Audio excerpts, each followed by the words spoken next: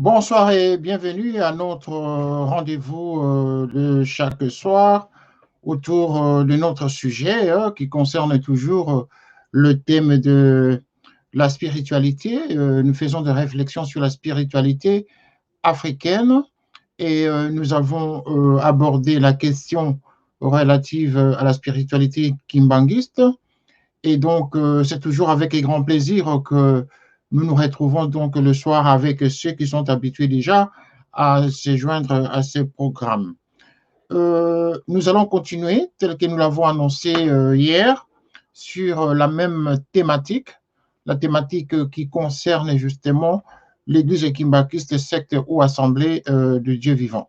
Voilà, c'est ce sujet-là que nous avons inclus justement dans la thématique qui a suivi après toute la semaine. Nous avons parlé de Kimbangu, de lui-même, s'il était Dieu ou prophète. Donc là, nous abordons la deuxième séquence ici, l'église qui a été fondée par Djanginda Koutima, son fils, qui en même temps le dédoublement de lui-même Kimbangu.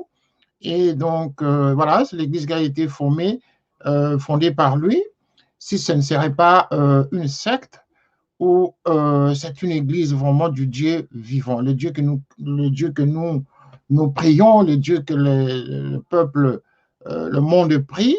Est-ce que c'est celui-là? Est-ce que, au regard de certaines supputations, de certaines suppositions, de certaines rumeurs surtout, et certaines accusations qui pourraient être fausses ou vraies, est-ce que le kimbanguisme, l'église de l'Inkamba, ne serait pas une secte tout simplement? Voilà, parce que on ne peut pas comprendre. Là, ce que je suis en train de dire maintenant, c'est des analyses que font les gens qui nous appellent et donc nous sommes vraiment appelés à partager ce genre d'expérience parce que ici, nous sommes le pont entre ceux qui prêchent la parole de Dieu au travers, au travers les enseignements de Kimbangu et ceux qui sont de l'autre côté, c'est-à-dire ceux qui ne croient pas du tout à Kimbangu, qui ne le prend pas comme étant le fils de Dieu, enfin le prophète ou l'envoyé de, enfin, ou Dieu lui-même, parce que bon, soit il est prophète, soit il est Dieu pour certains. Donc voilà, c'est vraiment les avis sont partagés, les analyses sont très complexes, et donc voilà, jusqu'à penser que l'Église qui a été fondée par Django Dakutima serait une secte. Et donc, hier, nous avons déjà commencé à analyser certains éléments qui entourent la connotation d'une secte. Donc, une secte s'apparente à un regroupement de gens qui sont soumis à une pression religieuse, qui sont soumis à une autorité incontournable et qui sont redevables surtout à ce gourou, donc une espèce de gourou qui est au-dessus de tout le monde et donc qui assujettit tous les membres donc à son bon vouloir. C'est un peu ça, en résumé. Hein. Prochainement, on pourrait entrer en détail pour mieux expliquer la notion d'une secte. Mais ce soir, il va falloir que, tel que nous avons commencé hier, que nous puissions échanger vraiment, que nous puissions échanger parce qu'il y a un souci. Il y a un souci quelque part. D'une part, ceux qui se sont tus, ceux qui ont le souci de parler de Kimbangu, mais qui se sont tus. Parce que de l'autre côté, il y a une certaine aversion de la part de ceux qui ne veulent pas justement entendre de critiques. Parce qu'il y a des camps comme ça qui se forment autour des assemblées telles que les assemblées de kimbanguisme, de kimbanguistes. Parce que là, quand je parle d'aversion, c'est-à-dire il y a des gens qui se sont frustrés, qui se sentent frustrés, qui se sentent écartés, qui se sentent mis à l'écart si on n'appartient pas dans la famille Kimbango. Voilà d'autres éléments que nous avons recueillis aujourd'hui par rapport aux appels des gens. Parce que quelqu'un m'a dit, vous pouvez beau lire les livres que vous êtes en train de lire à l'antenne, Monsieur Kitoko, vous pouvez beau lire les livres, vous pouvez beau faire des témoignages, vous pouvez beau écouter tous les intervenants qui parlent à l'antenne, sachez très bien qu'il y a un secret en Kamba. C'est là où se trouve le vrai problème. Nous qui sommes à l'étranger, même vous journalistes qui êtes en train de vous soucier de vouloir ressusciter le grand discours de Kimbangu, son enseignement, pour le propager à travers le monde, oui, l'enseignement est déjà propagé dans le monde, mais l'enseignement n'arrive pas aux oreilles des gens. Parce qu'il y a un groupe de gens qui a pris Kimbangu en otage, c'est-à-dire l'enseignement Kimbangu est pris en otage. Voilà, donc le monsieur était en train de m'expliquer par rapport à l'émission d'hier. Il a suivi l'émission hier, il a été interpellé par la thématique liée à la notion de la secte. Et donc, il était interpellé, il a dit, effectivement, même lui commençait à croire que Nkamba n'est qu'une association des croyants, bien sûr, des disciples de Simon Kimbangu, à travers ses enfants, et qui sont soumis au bon vouloir de la famille de Kimbangu. Au bon vouloir de la famille de Kimbangu. C'est ce que le monsieur m'a dit. Je pense que s'il est je crois qu'il non, il est en train de suivre l'émission parce que dans la journée, il m'avait appelé pour me demander à quelle heure l'émission va passer et j'étais obligé de lui confirmer que l'émission passe toujours à la même heure, c'est-à-dire l'heure que nous avons mis à l'écran, donc 20h30 GMT, la mise en place, et donc 21h GMT, nous démarrons l'émission, c'est-à-dire 22h de l'autre côté de l'Europe continentale. Voilà, donc, alors, lui dérenchérir en disant, effectivement, Nkamba, c'est une sanctuaire. Kamba, c'est un endroit où tout est formaté, tout est décidé en Kamba, et il y a beaucoup de choses qui se passent en Kamba. Il y a un moment donné, tu ne pourras jamais percer la muraille d'un Kamba. Donc, ça, c'était sa réaction par rapport à la thématique que nous avons évoquée sur la notion de secte. Voilà. Donc, nous allons toujours continuer à enseigner les gens, nous allons continuer toujours à garder cette antenne justement sur cette question, parce que plus tard, nous allons parler d'autres spiritualités des autres pays. Sachez qu'au Mali, nous avons eu des Maliens, j'ai 2 amis maliens qui m'ont appelé de Paris, qui m'ont dit qu'ils étaient en train de suivre l'émission et que pour eux, c'est la première fois qu'ils apprennent qu'il y avait un Dieu au Congo. Chez vous, évidemment, c'est un musulman qui parlait. Et donc, bon, c'est des journalistes aussi en même temps, mais qui vivent au Mali. Ils m'ont dit, ça c'est une révélation, nous allons vraiment entendre de tout. Voilà. Mais bon, ce sont des musulmans, ils ont leur croyance. Mais maintenant, comment faire? Comment faire pour que nous arrivions à converger les idées? Pour converger les idées, il faut que les langues se délient. Il faut que les langues se délient. Il faut que les gens parlent. Il faut que les gens aient le courage de dire des choses. Disons les choses telles qu'elles sont. Dénonçons le mal s'il y a un mal quelque part. Et donc, voyez-vous, ce n'est que de cette façon que nous allons aboutir à trouver la solution et surtout à panser les plaies de ceux qui sont blessés. Parce que depuis qu'on a commencé cette émission, nous recevons en tout cas des messages, nous recevons, jusqu'à là, bon, on ne reçoit pas de menaces, hein, ce n'est pas ça que je suis en train de dire en tout cas à l'antenne, mais nous recevons plutôt des messages, des messages informationnels, en fait, des gens qui nous informent de plus en plus, qui nous donnent plus d'informations pour que nous soyons mieux informés, à mieux préparer les émissions sur cette question de Kimbangu. De l'autre côté, il y a des gens qui nous encouragent en disant, vous êtes sur la bonne voie, c'est une très bonne inspiration, bonne initiative d'engager la discussion sur la question de la spiritualité de Kimbangu, parce que Kimbangu, c'est vraiment l'envoyé de Dieu. Il est venu pour servir le peuple de Dieu, pour l'humanité. Mais il n'était pas venu pour sa famille, ni pour son village, ni pour sa tribu, ni pour sa province. Voilà la surprise. D'après toutes ces interventions, la plupart disent que bon, la localisation même de cette église en Kamba pose problème pour certaines personnes. Parce que pour eux, c'est ça qui prouve à suffisance que c'est une secte. Voilà. Ou quand on y entre, il faut comment on appelle, il a dit qu'il faut beaucoup de formalités, il faut prendre des rendez-vous. C'est comme si on allait rencontrer Dieu lui-même. Donc, il y a beaucoup de formalités pour arriver en Kamba. Beaucoup, et alors d'énormes formalités. Ça, c'est lui qui dit, je suis en train de vraiment vous expliquer exactement les différentes interventions que nous avons eues avec des gens qui nous appellent très souvent après l'émission ou des textos qu'ils envoient, des messages qu'ils nous envoient. Donc, voilà, la question de l'église kimbanguiste, secte ou assemblée du Dieu vivant, c'est ça maintenant qui fait délier les langues. Et il va falloir vraiment que l'on soit honnête dans nos interventions. Ne nous cachons pas derrière nos ordi, ne nous cachons pas derrière nos petits laptops en train de tapoter pour nous envoyer juste des messages. Mais ce dont on a besoin ici, c'est des gens qui réagissent, les gens qui disent les choses, les gens avec lesquels on peut partager de manière rationnelle pour que l'information passe. Ça va aider justement à la propagation positive des enseignements de Simon Kimbangu et de cette spiritualité dont les Africains, en tout cas, se réclament. Et donc, voilà.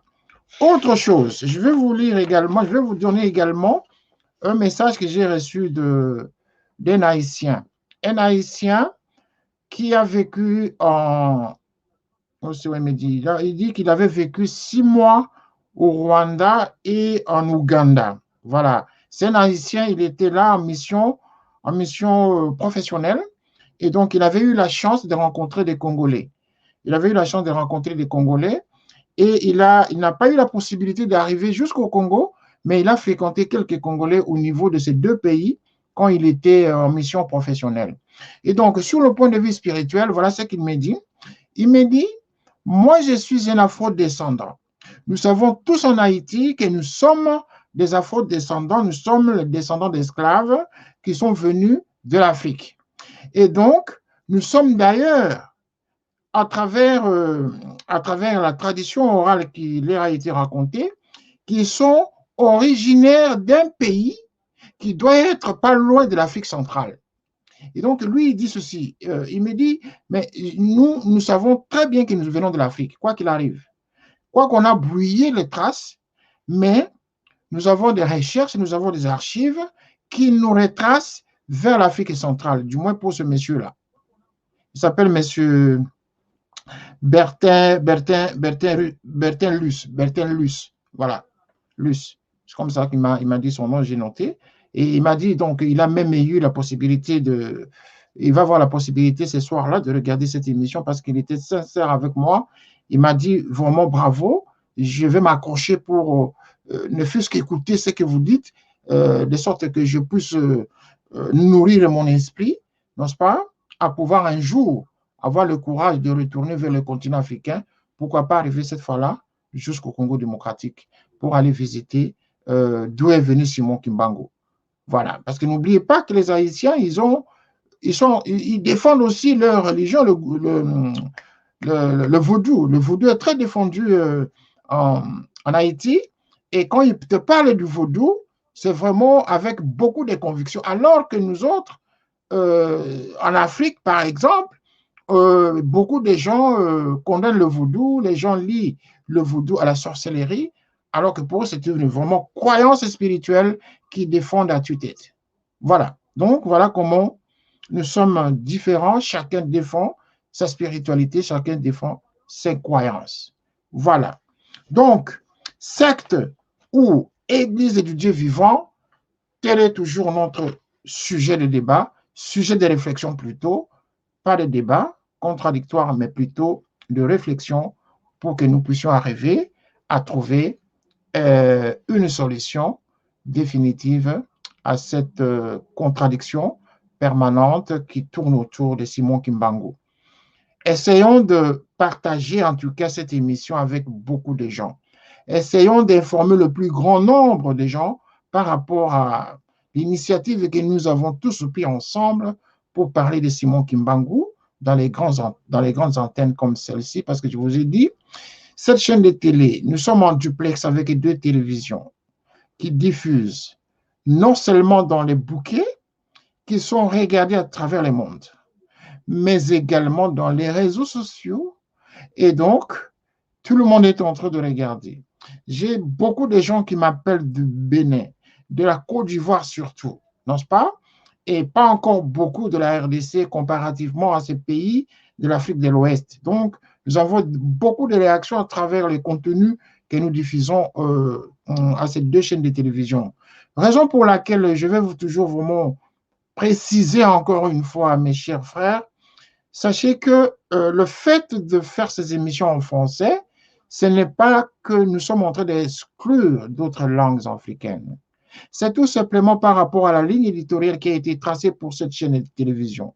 C'est une chaîne info, c'est une chaîne panafricaine. Les deux chaînes, Canaf 54 et Télé Saturne, ce sont des chaînes panafricaines, mais des chaînes qui diffusent dans sa programmation en français. Et Canaf diffuse en bilingue, c'est-à-dire diffuse aussi des programmes en anglais. Voyez-vous?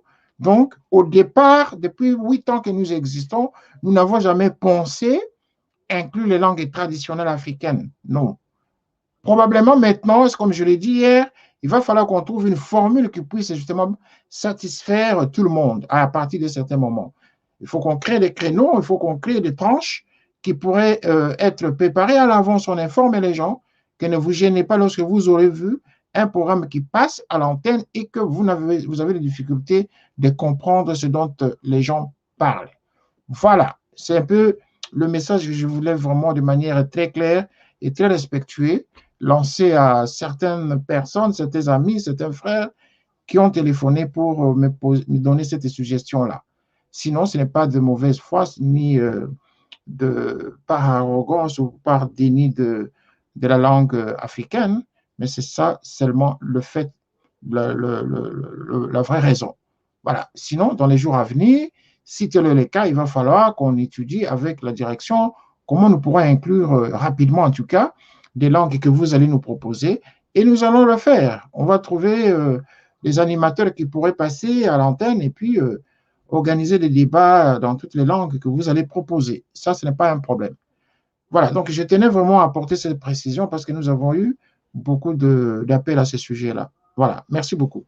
Voilà, donc avant de commencer, avant de recevoir vos appels ou vos suggestions, je vais vous lire toujours mon livre que je préfère. Moi, je livre en tout cas pour le moment. C'est celui-là. Je suis vraiment très satisfait de lire les livres de Simon Kimbangu, les livres de témoignages de Simon Kimbangu. Je dirais tout simplement à notre frère qui m'a fait la remarque que vous pouvez beau lire, vous pouvez beau ceci, vous pouvez beau cela, mais le problème est en Kamba. Mais ce que je vais vous dire, c'est ce que je lui ai dit. Je lui ai dit, messieurs, que ce soit en Kamba ou que ce soit ici, l'esprit de Simon Kimbangu, s'il était vraiment venu en tant que Dieu sur terre, c'est-à-dire son esprit est partout. Donc, que l'on soit en Kamba, que l'on ne soit pas en Kamba, l'essentiel est de lire le message. Et si vraiment il est Dieu, mais il finira par agir. On n'a rien à perdre. Voilà. Mais l'essentiel pour nous, c'est de propager ce message. Et donc, je vais quand même lire un texte. Ce n'est pas la Bible non plus, hein, mais c'est tout simplement pour partager avec vous qui êtes en train de regarder cette émission. Donc, je vais me permettre de lire un passage ici qui parle de Papa Djanginda Koutima. N'est-ce pas? Depuis l'an 1960, Djanginda s'est retrouvé au service de l'homme, presque à plein temps, journalier, que ce soit à sa résidence à Kinshasa, j'ai déjà lu ça, hein, vous le savez, que ce soit à Kinshasa ou ailleurs, le berger, en quête de ses brebis, qui lui était assigné pour paître, a effectué de multiples voyages dans cet espace territorial ci-dessus référencé. De nuit comme de jour, sous la pluie comme sous le soleil, en plein parcours dans la brousse tout comme dans une cité, dans un village tout comme dans une ville, il recevait l'homme sans distinction des rangs sociaux, d'ethnie et des races. Voilà. Il recevait tout le monde sans distinction d'ethnie, ni des races, ni des rangs sociaux. Il recevait tout le monde. C'est-à-dire que vous veniez du Japon, que vous veniez d'outre-mer, que vous veniez, il suffit de toquer à la porte, il vous recevait. Mais d'où vient alors la complication à nos jours? que pour y arriver, il faut demander, il faut passer par beaucoup de portes, beaucoup de procédures administratives. Bon, c'est à vous de nous le confirmer, mais en tout cas, les témoignages que nous recevons vont quand même dans ce sens-là. Voilà, c'est un peu ça. Donc, moi, je m'intéresse, en tout cas, à ce qui est écrit. Tout écrivain, toute personne qui est intéressée au livre aime bien lire. Bon, voilà. Donc, moi, quand je vois un livre, je dois le lire. Et c'est le titre qui m'interpelle d'abord et je vais dans le contenu ensuite. Et j'ai trouvé le contenu de ces deux ouvrages, en tout cas, très intéressant. Et j'ai continué toujours à le lire pendant que nous passons à l'antenne. Je prendrai toujours un extrait comme ça pour l'intérêt de ceux qui ne connaissent pas le message de Simon Kimbangu. Autant pour vous, autant pour moi, je l'apprends maintenant en lisant les ouvrages de Simon Kimbangu. Et je trouve parfaitement qu'il y a raison, il y a quand même une raison de pouvoir défendre cet enseignement et cette spiritualité. Alors, je vais quand même vous signaler ceci. Nous avons un frère qui m'a appelé, qui nous a appelé ici, qui voulait intervenir. Il voulait intervenir, sauf que, en tout cas, de bonne foi, on ne pouvait pas, il ne pouvait pas intervenir pour la simple raison que, pour les raisons que je venais d'évoquer tout à l'heure, ça n'aurait pas été possible. Mais au moins, je vais quand même lire son texte. Son texte m'a beaucoup touché et ça a touché au moins 3 personnes ici à la rédaction. Et il dit ceci, il n'est pas kimbanguiste, voilà encore un autre qui apparaît. Ça fait depuis, je crois, une semaine qu'il m'écrit, mais hier soir, quand on était en train de discuter pour l'organisation de l'émission de ce soir, on a analysé son petit message, son message, et donc j'ai trouvé intéressant de le faire intervenir. Mais je vais lire quand même son texte. Il dit ceci, il n'est pas kimbanguiste. Voilà où se trouve le problème ici. Des gens qui ne sont pas, les non-kimbanguistes réagissent et ils réagissent en disant qu'ils ont des témoignages. Ils ont reçu des recommandations. Écoutez ce que il dit ce monsieur, notre ami, notre frère. Il me dit ceci. Je suis flatté, mais le problème, c'est que je ne connais pas trop cette spiritualité qui est la nôtre. Même Kimbangu demeure une réalité récente dans ma vie. Comprenez ça? Il dit, il ne connaît pas cette spiritualité qui est la nôtre. Même Kimbangu demeure une réalité récente dans ma vie. Franchement, écoutez, ça c'est le deuxième paragraphe. Il dit ceci. Franchement, nous devons implorer sa sagesse pour nous guider sur le droit chemin de la révélation afin de sonder le vrai sens de sa mission parmi nous. Je ne sais pas si vraiment vous comprenez ce qu'il veut dire là. Franchement, nous devons implorer sa sagesse pour nous guider sur le droit chemin de la révélation afin de sonder le vrai sens de sa mission parmi nous. J'ose espérer que dans un futur proche, son esprit me comblera de sa connaissance afin de témoigner de sa grandeur. Dès lors et déjà, je crois en lui comme Dieu. Mais écoutez, je ne sais pas si je dois vous relire ça. Donc, un non-kimbanguiste qui écrit ça, et les kimbanguistes font semblant de glisser, découragent les gens qui ont des témoignages. Et il dit ceci, ce n'est pas fini. Il dit ceci dans l'autre paragraphe. Ça, c'est le deuxième message qu'il va envoyer plus tard. Il va me dire ceci. Il va me dire ceci. Il va me dire ceci. Écoutez ça. Ça, c'est le deuxième paragraphe, le deuxième jour. Il dit ceci. Je suis en train de suivre l'émission et merci d'avoir répondu à ma préoccupation sur l'inclusion des langues africaines dans ce programme. Et quand il écrit africaine, c'est avec K. Donc, il respecte vraiment scrupuleusement le message qu'il a reçu. Nous avons tous intérêt à promouvoir l'œuvre de Kimbangu au-delà des frontières du Congo. Le Congo, il écrit Congo avec K. Nous devons nous assurer que le reste du monde ait ce message. nous devons nous assurer que le reste du monde ait ce message. Lui qui n'est pas kimbanguiste, lui dont le kimbangu en question est une réalité récente. Mais il réaffirme en disant nous devons nous assurer pour que le reste du monde ait ce message, le message de kimbangu. Donc, ainsi, je peux arrêter là en tout cas, vous avez compris. Je ne sais pas si il souhaiterait que je donne son nom à l'antenne, mais bon, pendant que nous sommes encore à l'émission, il pourrait m'envoyer un message pour m'autoriser à donner son nom, mais en tout cas, voilà le message des non-kimbanguistes. Hormis celui que nous avons eu l'autre fois, l'autre dimanche, voilà un autre qui réagit avec beaucoup de convictions, avec beaucoup de, enfin, avec une grande foi en tout cas, en Kimbangu. Voilà, mes chers amis, comment nous devons comprendre cette spiritualité, qu'il y a beaucoup de gens justement qui sont intéressés à la spiritualité kimbanguiste, sauf que la plupart des gens jouent la mauvaise carte d'étouffer cette spiritualité, cet enseignement. Et qui en sera responsable un jour? Ceux qui en seront responsables vont le payer très cher, je crois. N'est-ce pas?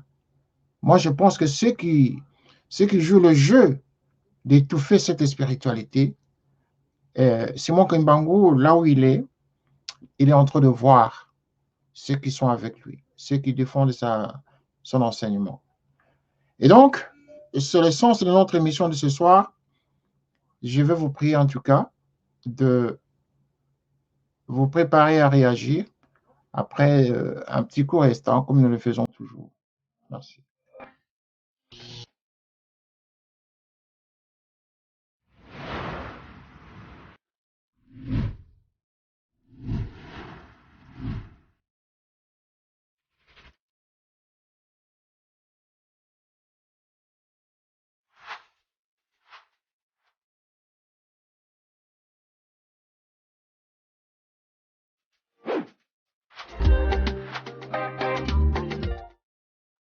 Voilà, nous sommes de retour. Et bon, voilà, nous sommes de retour et vraiment, je suis même très touché lorsque je fais cette émission.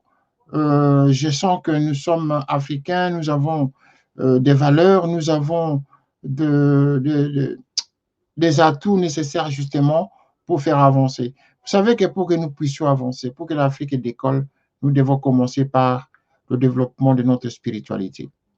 Parce que dès lors que nous sommes coupés de notre cordon ombilical, qui est la spiritualité, notre entité spirituelle, lorsque nous sommes coupés de l'entité spirituelle qui est la nôtre, il est difficile que nous puissions nous développer. Il est difficile que l'Afrique avance. Donc, nous devons faire un effort de nous connecter avec notre entité spirituelle. C'est ça qui fonde notre être. C'est ça qui fonde notre valeur. C'est ça qui fonde notre valeur en tant qu'Africain. Et les autres valeurs vont venir ensuite s'ajouter pour renforcer notre être.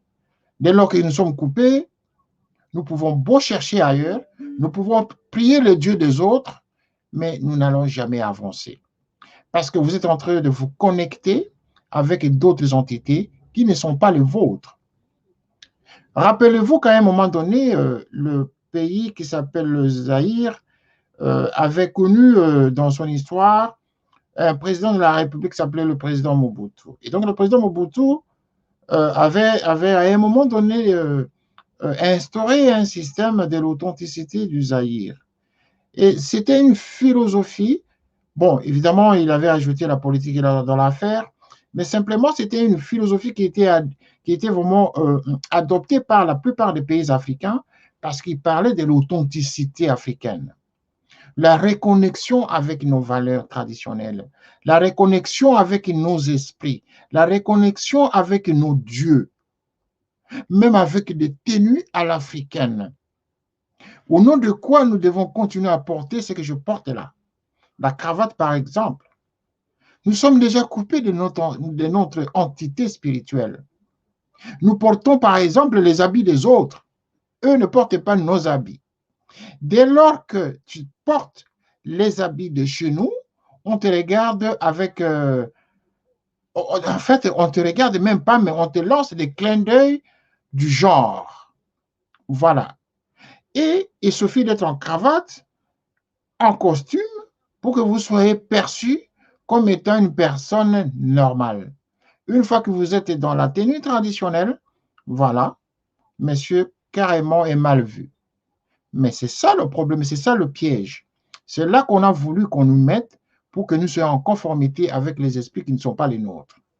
Donc, sortons de cette acculturation mentale, de cette acculturation intellectuelle, sortons de toute acculturation culturelle également, et l'Afrique va se développer à partir du moment où nous allons adopter nos propres enseignements, nos propres traditions, nos propres entités intellectuelles et spirituelles. Donc, revenir en Kimbangu, moi, je pense, au regard des témoignages que moi je reçois, en tant qu'Africain, réfléchissons. Réfléchissons, et c'est le thème d'ailleurs de notre émission. Donc, la réflexion et rien que la réflexion, justement, pour que nous soyons tous édifiés vers la question de notre entité spirituelle et donc des enseignements de Simon Kimbangu, si c'est lui qui était venu justement au nom de Dieu pour nous sauver. Voilà. Donc, la ligne est ouverte. Intervenez, ne vous gênez pas, posez des questions, intervenez, ce n'est pas des questions, mais plutôt échangeons ensemble. Voilà, j'ai 2 messages déjà. Voilà, Jean-Marc. Jean-Marc ne donne pas le pays d'où il écrit. Il me dit, mais attendez, mais merci beaucoup, c'est une belle émission. On venait de m'en parler là tout à l'heure. J'ai regardé une autre émission, mais j'ai tombé sur le direct. C'est une très bonne chose. En tout cas, nous allons réfléchir à ce sujet. Voilà, pendant ce temps, il y a un appel. Un instant, ne quittez pas. Oh là là, OK. Oui, bonsoir. Oui. Alors, Monsieur René Kitoko. Oui, bonsoir, messieurs. Est-ce que je suis en direct là? J'ai l'impression que je ne suis pas en direct. Bien sûr, vous êtes en direct, parce que nous sommes en pleine émission. L'émission est en direct. D'accord. Oui. Ok. Bon, ben moi je suis Hubert Dandou, je suis kimbanguiste. Je vous avais appelé il y a quelques jours, mais ce n'était pas encore l'heure de l'émission. Oui. Et j'allais normalement vous rappeler pour intervenir à l'émission, mais finalement je n'avais plus eu le temps. Oui. Donc je profite aujourd'hui pour intervenir dans l'émission. Bien sûr.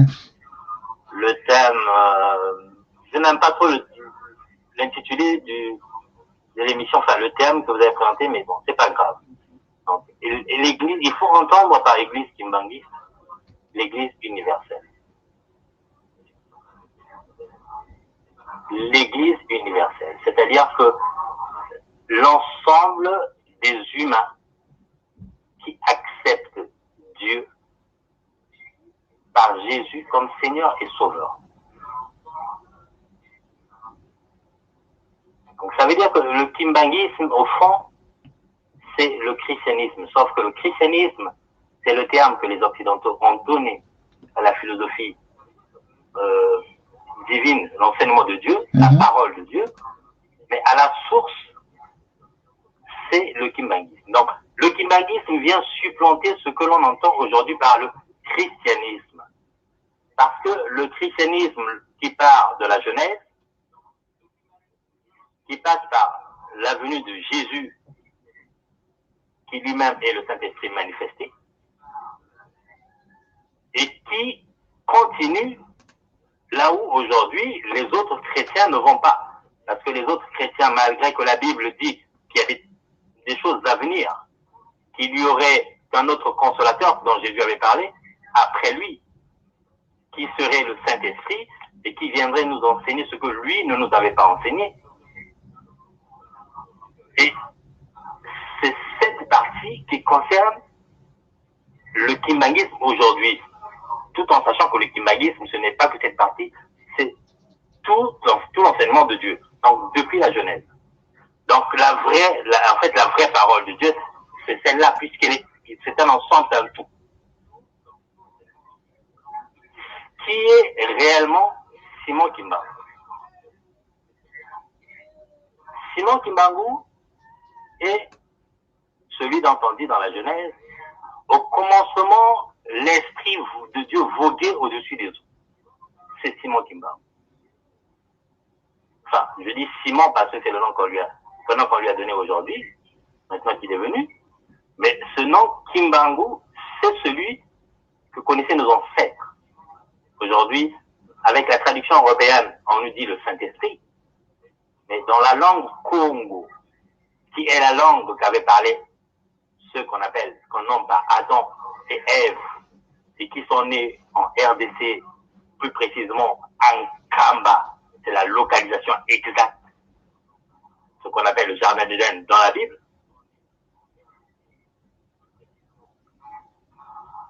Et donc, ils parlaient cette langue Congo, et dans cette langue Congo, Kimbangu, qui est définie dans la Bible, dans Daniel 2, versets 21-22.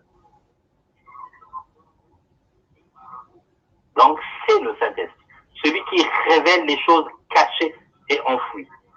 Il est le maître du temps et de l'espace, il établit les rois et les désétablit. C'est lui. C'est lui qui a mis Jésus dans le ventre de sa mère Marie Mouilou. Dans la Bible, il n'y a pas le nom Mouilou, on dit que Marie. C'est la traduction occidentale. Cet enfant qui va naître, que Dieu le Saint-Esprit avait choisi pour être sacrifié pour nos péchés, qu'on va appeler Jésus, et dont on dira que c'est le Fils de Dieu parce que c'est Dieu qui l'avait mis dans le ventre de sa mère, Marie Mouilou, qui ne fera rien de sa naissance à 30 ans. Aucun miracle qui pour justifier celui qu'il était, mais qui va être purifié par le baptême de Jean, donc le baptême de l'eau, et ensuite qui va revêtir sa stature de divin de Dieu lorsque le Saint-Esprit, donc Simon Kimbangu, va descendre en lui. Là, il va commencer sa mission, il va commencer à faire tous les miracles qu'on connaît. Donc, Kimbangu, qui est le Saint-Esprit, est la base de tout. Il était au commencement, il est aujourd'hui physiquement avec nous, et il sera éternellement avec nous. L'alpha et l'oméga.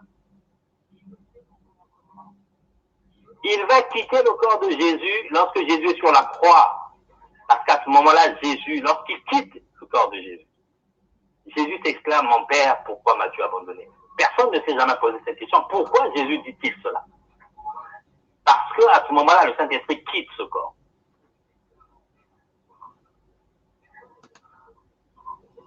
Mais auparavant, Jésus nous informe qu'un autre viendrait après lui, et que ce serait le Saint-Esprit. Et c'est Simon Kimbangu. Simon Kimbangu, donc le relais se fait au moment où, lorsque Jésus porte sa croix, à un moment donné, quelqu'un va prendre le relais. Et il va s'appeler Simon de Cyrène. C'est pour ça que Kimbangu, lorsqu'il vient, il prend le prénom de Simon, c'est pas par hasard. C'est pour faire ce lien-là. Que c'était lui qui avait pris le relais pour porter la croix de Jésus.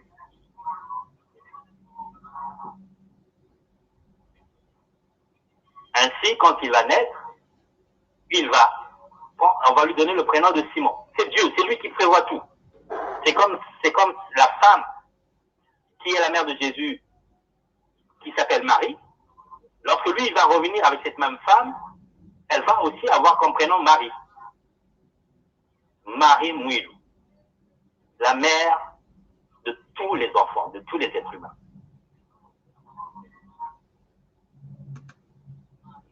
Kimbangu va naître en 1887, mais il va déjà se manifester dans le royaume Congo dans les années 1600, à l'époque de, lorsqu'il y a la prophétesse Kimpavita. Non, 1600. Donc, Kimpavita va même dire aux Portugais, lorsqu'elle va être mise sur le bûcher, avec cet enfant qu'elle va porter au dos, on va essayer d'enlever, ils ne réussiront pas à enlever, parce qu'il sera comme collé sur elle, elle leur informera que cet enfant-là, Kimbangu, lorsqu'il reviendra dans le nord de l'Angola, donc c'est Nkamba, qu'il vous chassera de ces terres.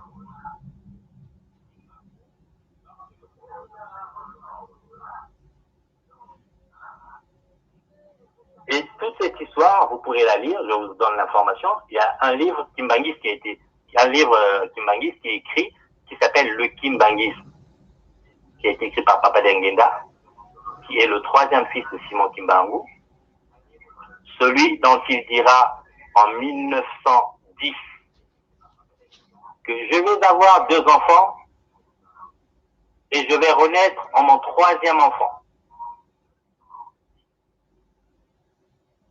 Son premier fils va naître en 1914.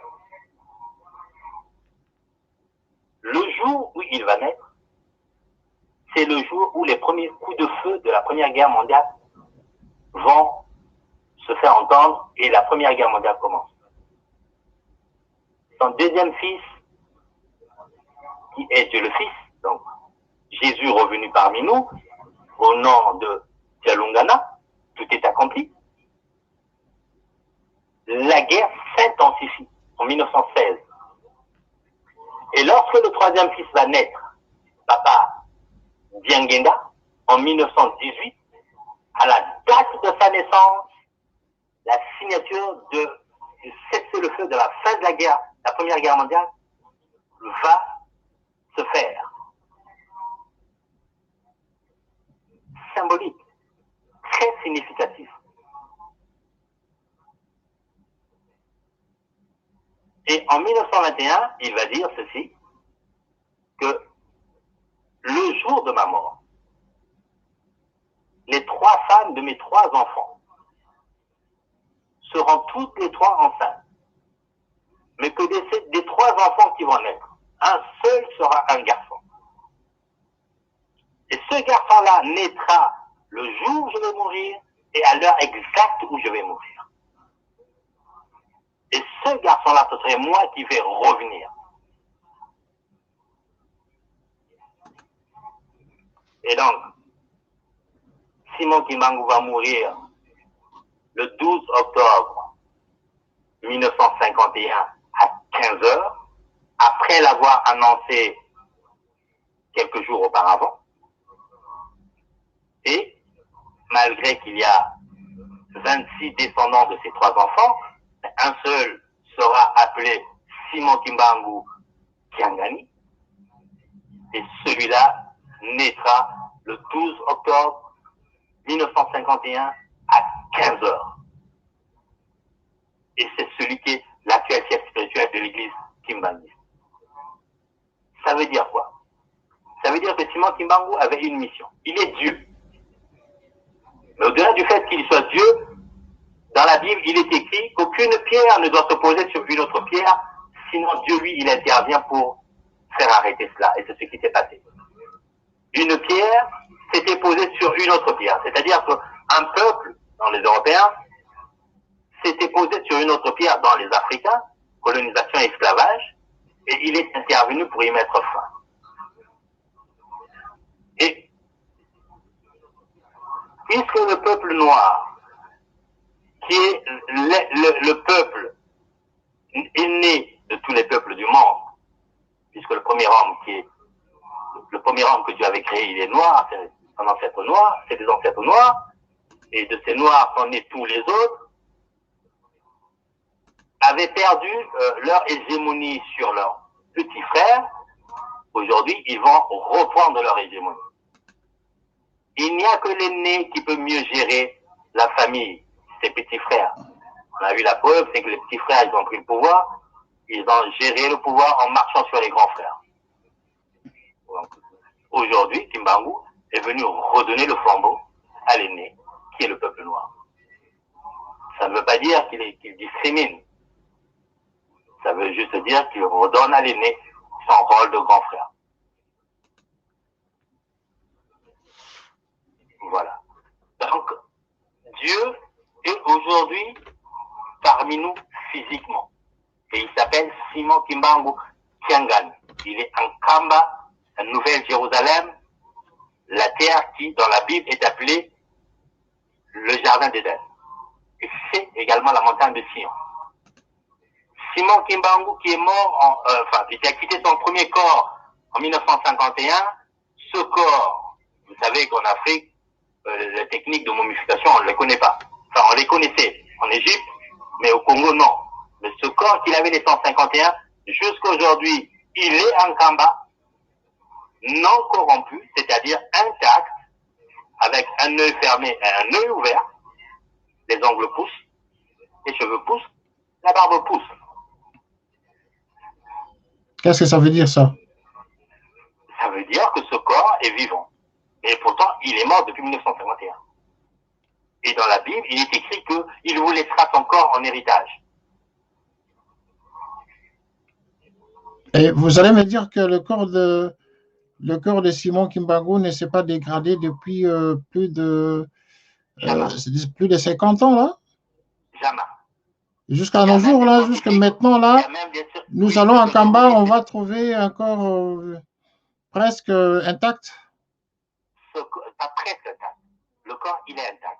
Les scientifiques occidentaux sont allés sur place, ont vu le corps, ils ont touché le corps. Le corps a une température normale. Il y a même un Congolais qui était séminariste à l'Église catholique, à qui Simon Kimbangu était apparu, qui lui avait demandé d'aller en Kamba parce qu'il avait une mission pour lui. Il a eu l'occasion de le voir en demandant à Papa Simon Kimbangu Kiangani. Il explique, vous irez regarder sur YouTube la vidéo documentaire sur l'église Kimbanguiste. Il s'exprime là-dessus. Il a vu le corps, il l'a touché. Il dit, j'ai déjà touché des corps de mort. Mais celui-là, quand je l'ai touché, je n'ai pas mesuré la température, mais en touchant, je sentais que il y avait une température d'environ 36 degrés. Et le corps est intact. Et il dit que moi, je ne l'ai pas vu, je suis Kimbanguiste. Pourtant, j'y suis allé en Kamba, je suis rentré dans le mausolée, je suis allé prier sur le sarcophage, mais le corps, il est à l'intérieur, moi, je n'ai pas pu le voir. Il y a une autre dame, par contre, qui, elle, y est allée, elle était malade depuis des années. C'est un témoignage, ça aussi c'est un témoignage qui est dans YouTube. Et Simon Kimbangu lui est apparu dans son rêve en lui donnant son numéro de téléphone, en lui disant « appelle-moi, tu as besoin de moi ». Elle était surprise, le numéro de téléphone, comment dans le rêve, qu'on vient me donner. Elle appelle ce numéro de téléphone et elle tombe en Kamba. Et on lui dit que c'est le numéro de téléphone de Papa Simon Kimbangu Kiangani. Elle a eu peur, mais elle avait fini par y aller. Et cette dame, aujourd'hui, elle est complètement guérie parce qu'on l'a fait rentrer dans le mausolée. Et lorsqu'elle arrive, elle s'agenouille sur le sarcophage et elle voit Simon Kimbangu, c'est-à-dire dans son corps ancien, en face de lui. Et elle parle avec lui face à face. Aujourd'hui, cette femme est guérie complètement. Très bien, voilà. C'est autant de... Oui, vous voulez enchaîner? Oui, des témoignages comme ça, il y en a beaucoup. Beaucoup. On en a besoin. On en a besoin. Voilà. Oui. Ben voilà. Merci en tout cas, messieurs. Donc, je ne vais pas monopoliser la parole parce qu'il y en a peut-être d'autres qui vont intervenir. Par contre, ce que je voulais vous dire, c'est que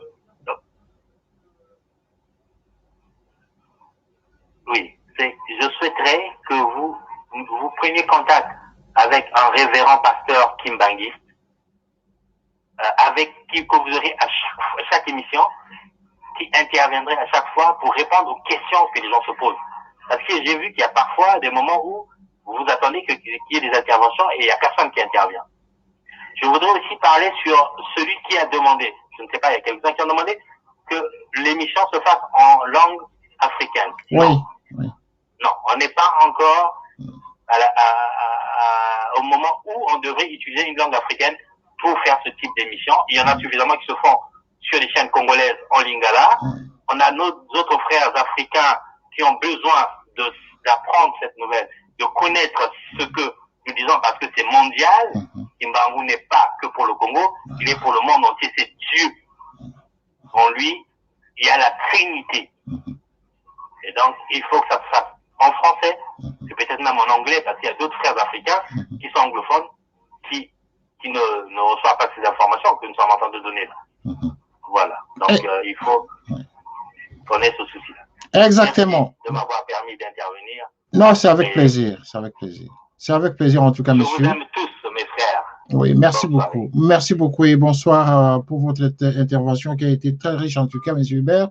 Merci beaucoup. Hein. Vous avez vraiment donné un long témoignage, mais un témoignage très édifiant. Ça aide justement, ça donne réponse à beaucoup d'interrogations, à beaucoup de gens qui ont posé des questions sur les différentes questions que j'ai évoquées. Et parmi tant d'autres, hein, il y a d'autres questions que je n'ai même pas encore soulevées par rapport à d'énormes questions que nous avons sur notre table. Mais vous avez vraiment donné des explications vraiment lucides, très posées, très objectives. Et donc, ça permet justement aux dubitatifs d'avoir des réponses, en tout cas.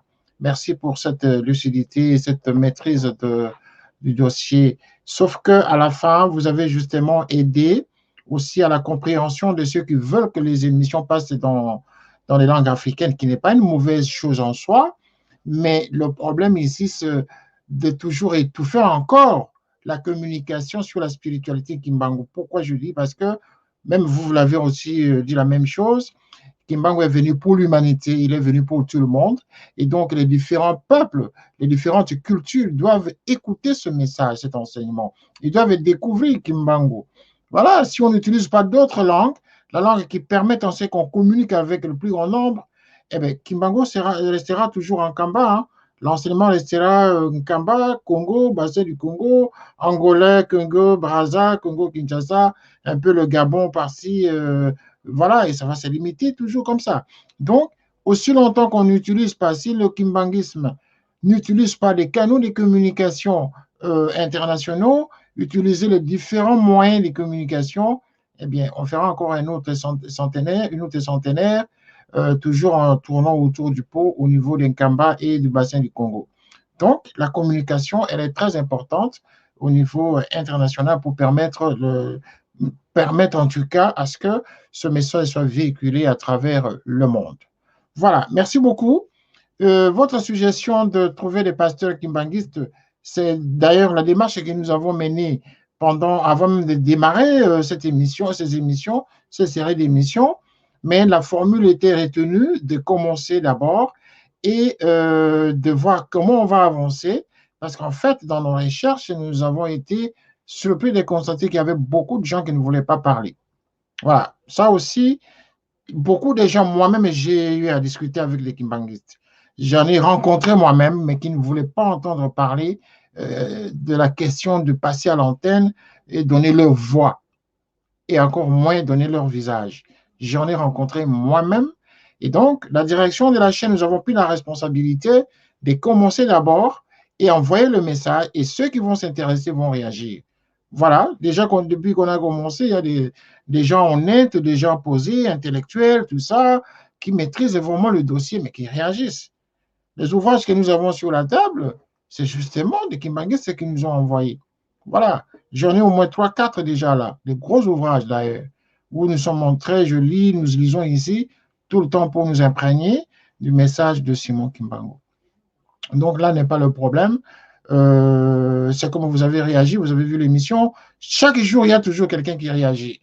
Donc, votre témoignage, c'était encore mieux que d'écouter un pasteur kimbanguiste, mais qui refuse de s'exprimer au nom de Kimbangu.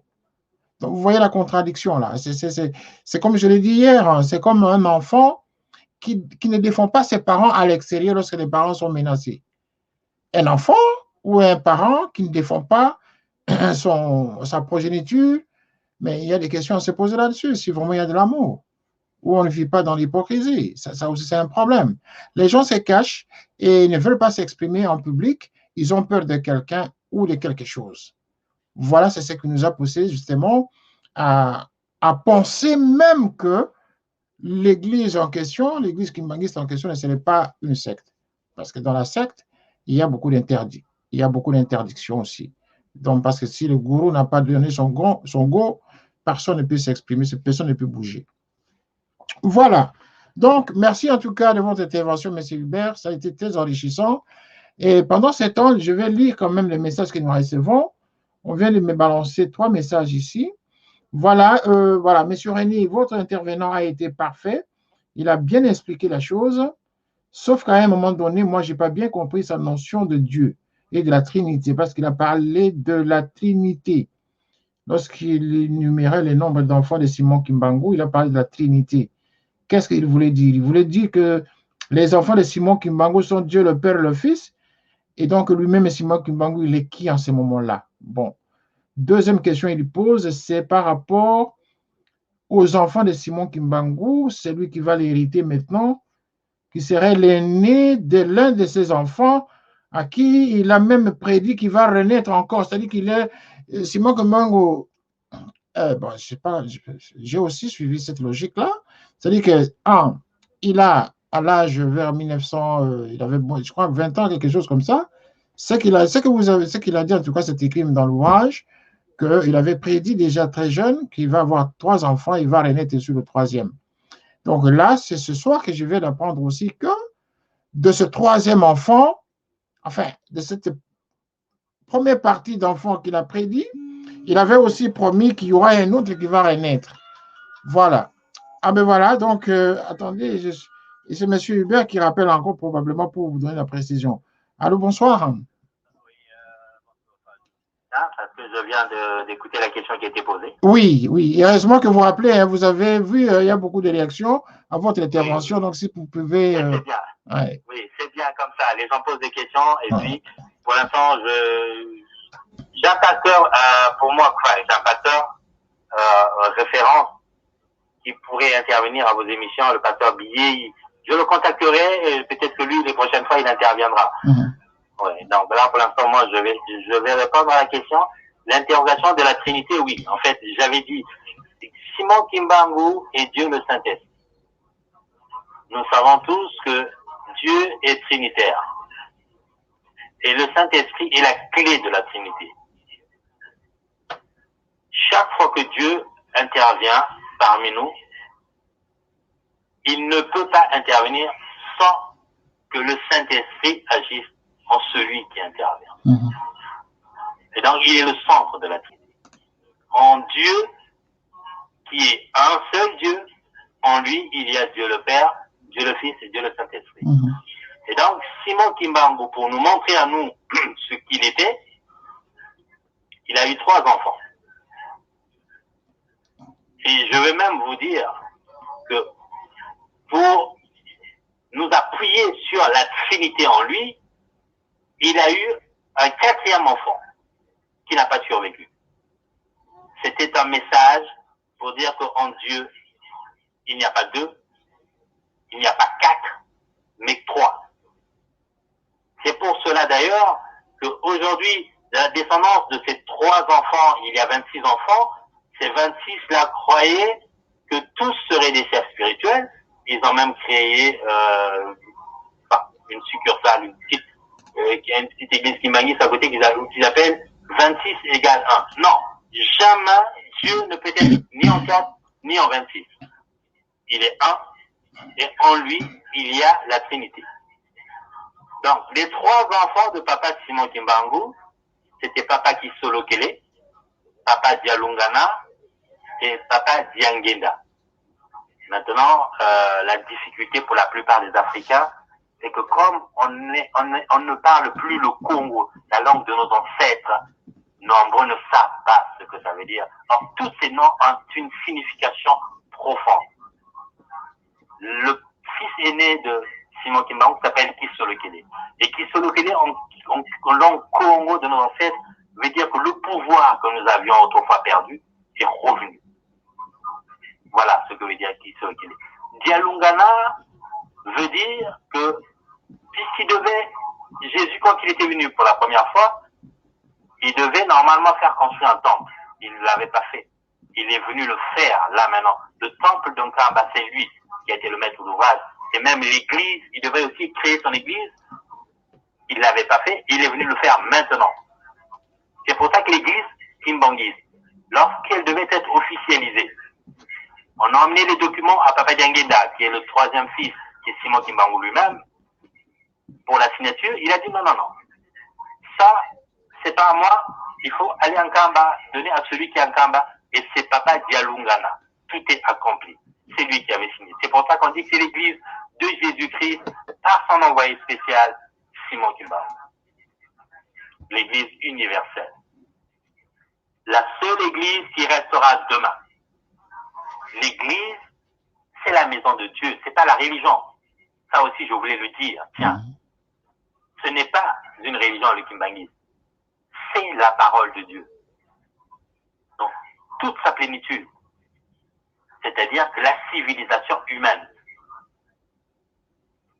la nouvelle Jérusalem, la nouvelle civilisation humaine qui va emmener les hommes à vivre en harmonie les uns avec les autres dans l'amour et non pas que les uns marchent sur les autres.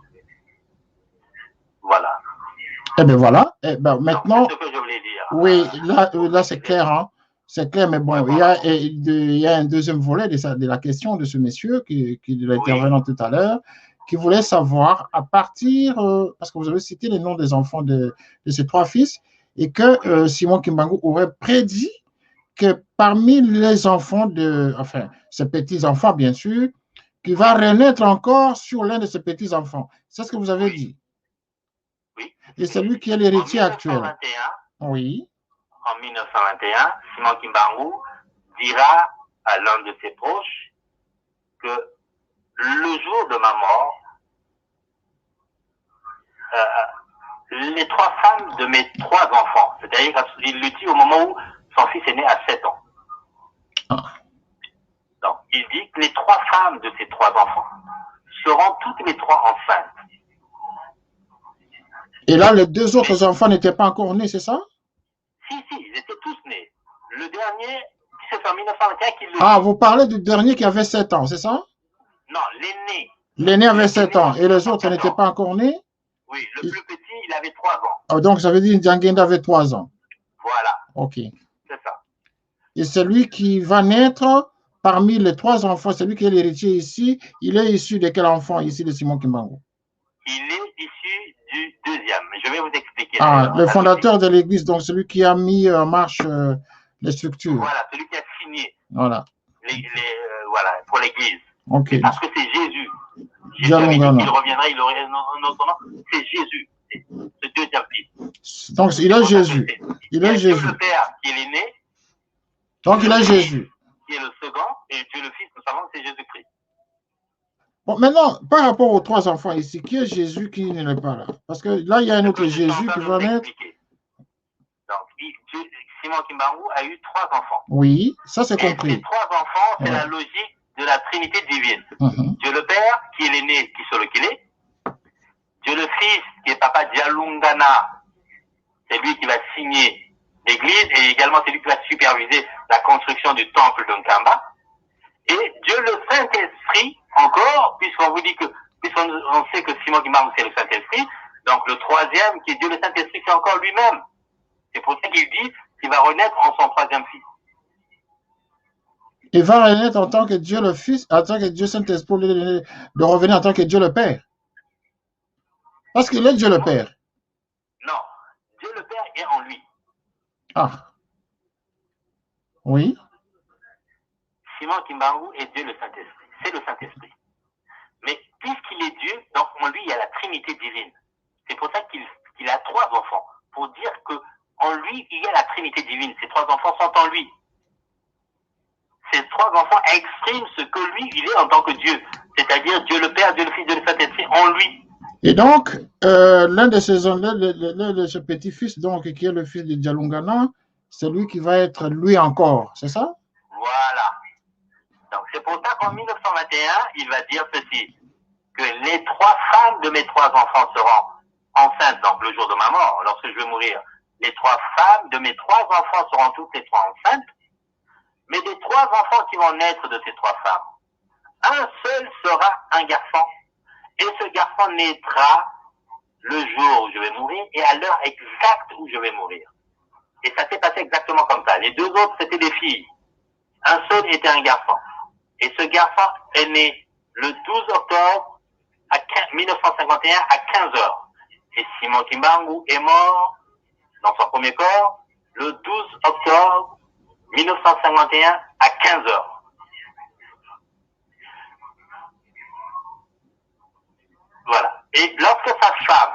que lorsque lui il est en prison, je vous avais aussi entendu dire hier, tiens, ça aussi je voudrais le dire, je vous avais entendu dire hier que Simon Kimbangu n'avait pas créé de religion. Faux. Simon Kimbangu a créé la religion le 6 avril 1921, le matin, et c'est sa femme qui avait tapé la cloche pour le commencement de l'église. C'est pour ça que le 6 avril prochain sera le centenaire de sa mission, de l'église kimbanguiste. Parce que cette église est née dès lors que sa femme avait tapé la cloche pour le premier culte. Ce 6 avril 1921. Oui, mais alors ça contredit tous les ouvrages qui parlent de Dianguinda comme étant le fondateur de l'église. Non. C'est lui qui a mis en place les non. On dit fondateur de l'église. Non, il a été le premier chef spirituel de l'église kimbanguiste. Non, mais parce qu'après Dianguinda, il n'y avait plus rien. Il n'y avait plus rien parce que Simon Kimbangu, enfin, Dianguinda devait d'abord grandir et puis avoir à un moment donné les aptitudes justement à mettre en place l'enseignement de Simon Kimbangu, non? Suivez-moi. Donc, Simon Kimbangu reçoit la mission. Bon, c'est une formulation, c'est comme ça que ça s'exprime, mais c'était pour nous faire comprendre que puisque tout le monde connaissait Jésus avant lui, et qu'il fallait qu'il dise que la mission venait de Jésus, et tout en sachant que Jésus c'est en lui, c'est lui et Dieu. Donc il reçoit sa mission, donc il commence la mission le 6 avril 1921. Ce 6 avril, le matin, sa femme sonne la cloche pour faire naître l'église. Elle est encore clandestine. C'est pour ça qu'on ne parle pas d'officiel.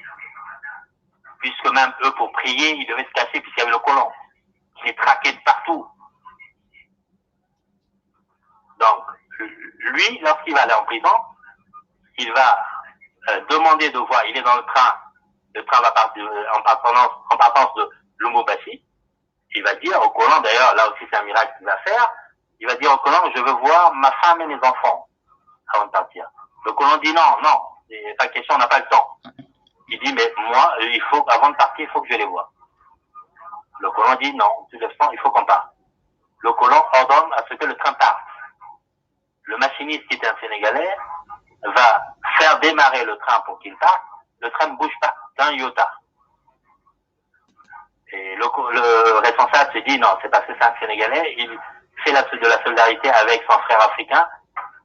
Sortez-moi ce Sénégalais et on va mettre un Belge à la machine. Et le Belge va manœuvrer pour faire démarrer le train ne démarrera pas. Ils vont se résoudre à l'idée qu'il faut faire venir sa femme et ses enfants, qu'il les voit avant de partir. Et c'est là qu'il va donner les instructions de tout ce qui va se passer après, la gestion de l'église. Sa femme va prendre la gestion de l'église avant que les enfants ne grandissent. L'émission va être définie aux 3 enfants, chacun, puisqu'il va y avoir un par un. Mais là, lorsque le Belge qui va aller chercher la famille en Kamba, ça aussi c'est un détail qu'il faut donner, lorsqu'il arrive, pour dire que bon, il y a le papa qui veut voir ses enfants et sa femme, il faut que je vous prenne, que je vous emmène. Là où il est, la maman va dire, oui, d'accord, on y va, mais on ne vient pas avec vous, nous on n'entre pas dans cette voiture. Nous on arrive. Ah bon? Donc, le Belge reprend sa voiture, il repart. Il roule vite, il arrive à la gare, maman est là déjà à la gare avec les enfants. Lui, il part en voiture, il fait des kilomètres, et quand il arrive à la gare, maman est là avec les enfants. Ça, c'est encore un autre des miracles qu'il fallait signaler. Et donc, lorsqu'ils vont s'entretenir, il va donner les instructions. Après le train, il donne l'autorisation au train de démarrer, le train démarre, ils s'en partent. Et donc, les instructions qu'il donne, il les donne là. La maman va gérer l'église clandestinement jusqu'à ce qu'elle donne le témoin à Papa Dianguinda. Nous savons tous que dans la tradition Congo, lorsque le papa n'est plus là, je dis tradition Congo, c'est la tradition dont on a hérité tous dans cette zone africaine. Lorsque le papa n'est plus là, c'est l'aîné qui prend le relais. Oui. Mais là, en l'occurrence, c'est pas l'aîné qui va prendre le relais. C'est Papa Diangenda qui prend le relais. Le troisième Parce fils. voilà. Parce que c'est Simon Kimbangu lui-même. Sa mission, elle est en cours. Elle n'est pas finie.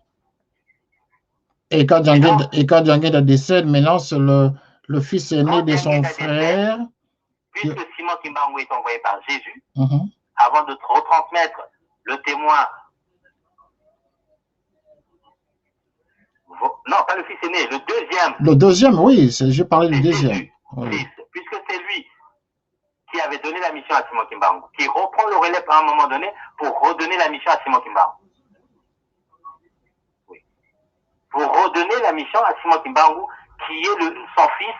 Et donc, Simon Kimbangu avait dit que je renaîtrai le jour de ma mort. Et c'est l'actuel chef spirituel de l'église Kimbanguiste. Cet enfant-là. L'histoire là que vous racontez, excusez-moi de poser quand même une question. Là, c'est moi qui la pose, hein, c'est pas un intervenant qui la pose. Oui. C'est moi personnellement dans mon entendement. Est-ce que cette histoire ne ressemble pas à une légende? Non, c'est pas une légende.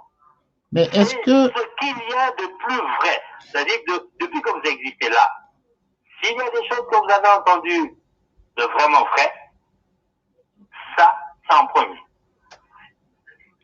Mais comment est-ce que cette on les écrit, hein. Ils ont tout ça écrit chez eux. Mais comment est-ce que ce n'est pas admis, comment est-ce que ce n'est pas enseigné dans les écoles au niveau de l'Afrique en général? D'abord, à commencer d'abord par le Congo, hein. Pourquoi ce n'est pas vraiment enseigné avec beaucoup de conviction que c'est ça l'esprit de Dieu qui est au Congo? Ça devrait commencer par le Congo. Qu'est-ce qui se passe? Vous, normalement, vous devez comprendre ce qui fait que ça se passe comme ça. Lorsque ça se passe, nous sommes colonisés. Vous voyez? Lorsque ça se passe, nous sommes colonisés. Et le colon, je veux même vous dire qu'à un moment donné, d'ailleurs, un aveugle, Simon Kimbangu, un aveugle va vers Simon Kimbangu. C'est les missionnaires qui l'envoient. Il dit, ce monsieur-là, on dit qu'il fait des miracles. Va un peu vers lui pour voir ce qu'il va faire avec toi. Il va vers lui, et Simon Kimbangu le touche ses yeux, et ce monsieur, dorénavant, voit. Il repart vers les missionnaires, il dit, ah, maintenant je vois. Et les missionnaires se disent, si on accepte ici, si on lui laisse accepter ici qu'il voit, on n'aura plus personne à l'église. Donc, ils vont le soudoyer pour qu'il dise qu'il ne voit plus. Et il va accepter de le dire. Malheureusement, pour lui, lorsqu'il va accepter de dire que non, finalement, je ne vois pas, il va reperdre sa vue. Ça se passe comme ça. Avec Dieu, ça se passe toujours comme ça.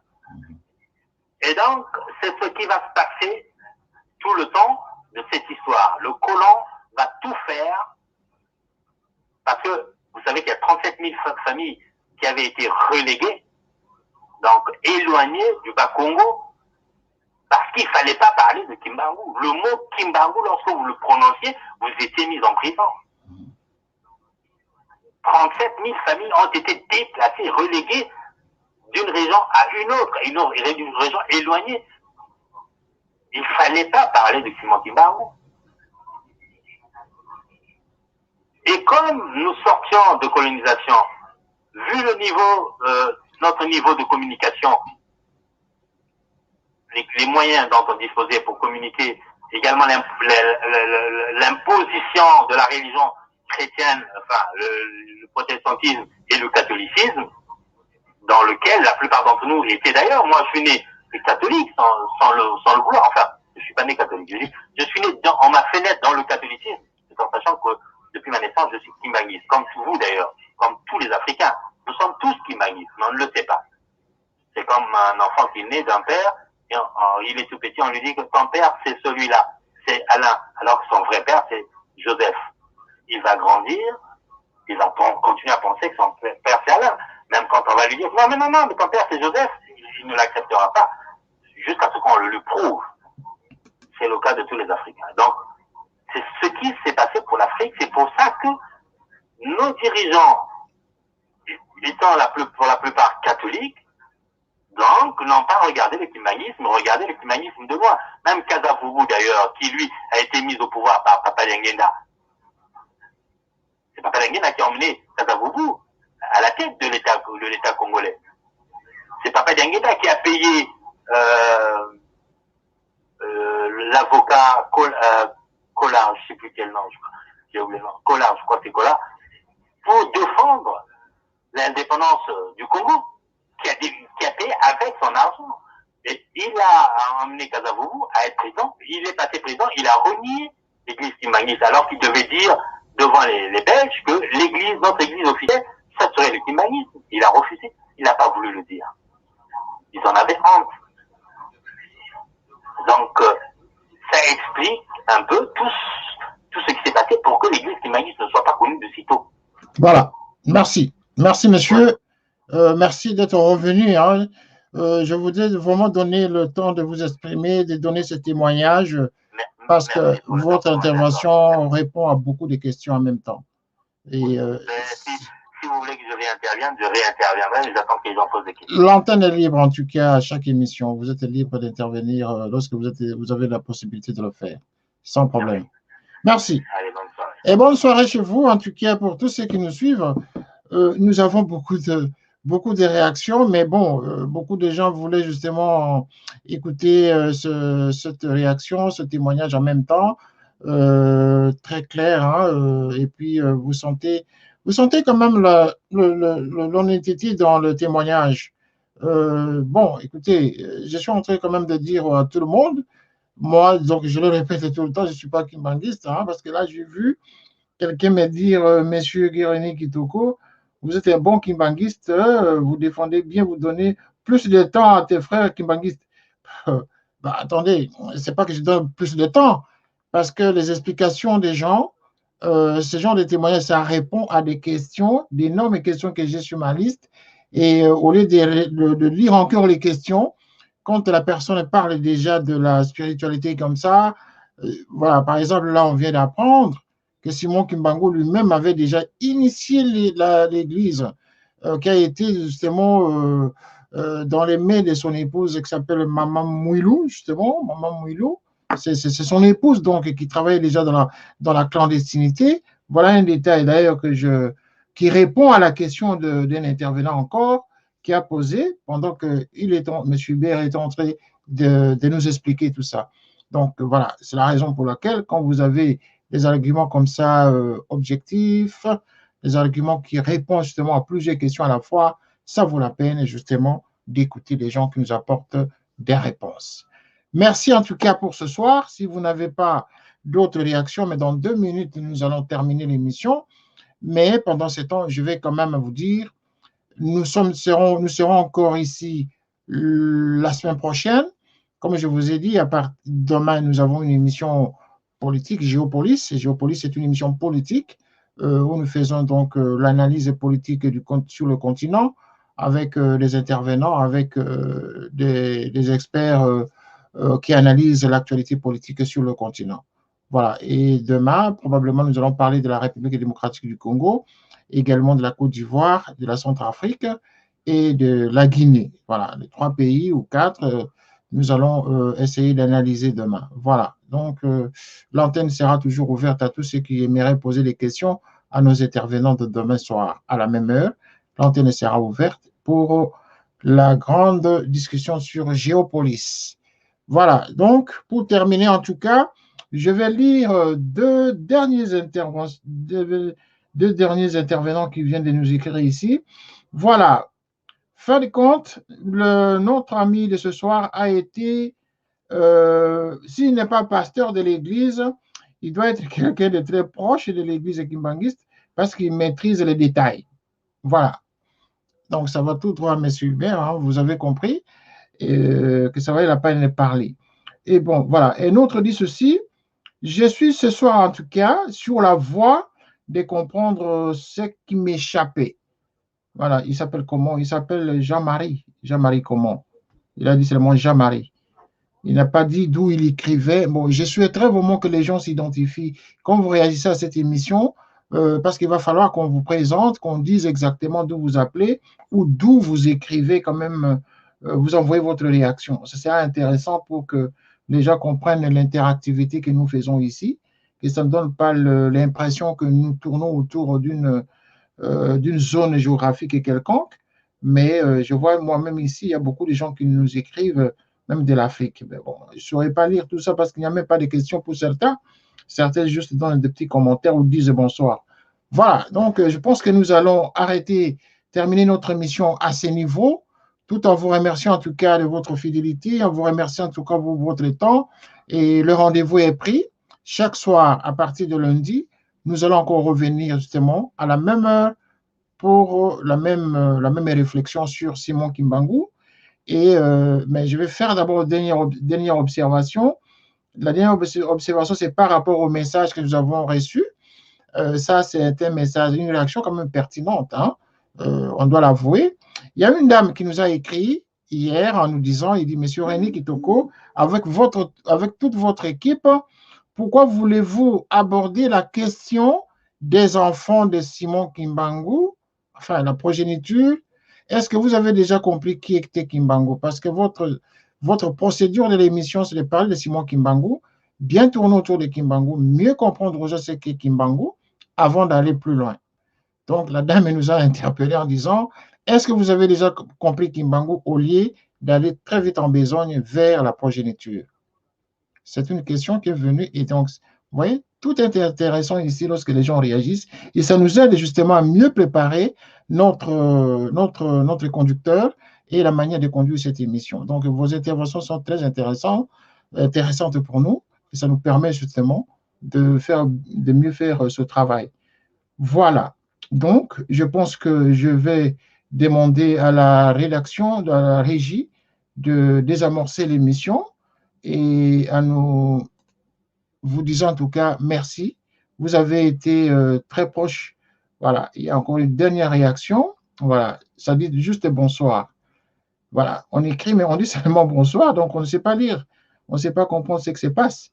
Voilà, merci en tout cas d'avoir été avec nous. Merci d'avoir suivi cette émission. Merci d'avoir été très nombreux en tout cas à l'antenne ce soir. Je ne peux que vous dire merci d'avoir été si nombreux. Merci pour votre fidélité. Merci pour votre temps. Merci pour tout ce que vous pensez pour nous. Merci en tout cas pour la défense de l'esprit de Kimbangu.